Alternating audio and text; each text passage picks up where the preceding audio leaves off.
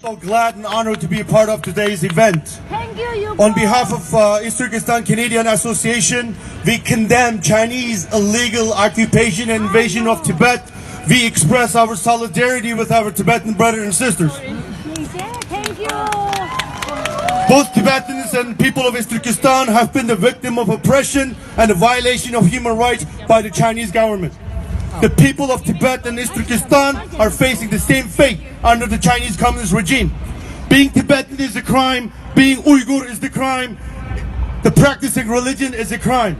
China is carrying out ethnic cleansing and genocide against Tibetan and Uyghurs.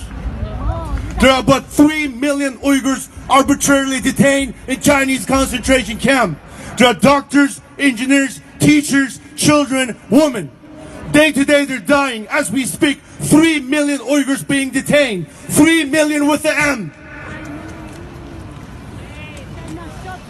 They're subject to severe torture, organ harvesting, and brutal death. We're on the verge of extinction as a nation.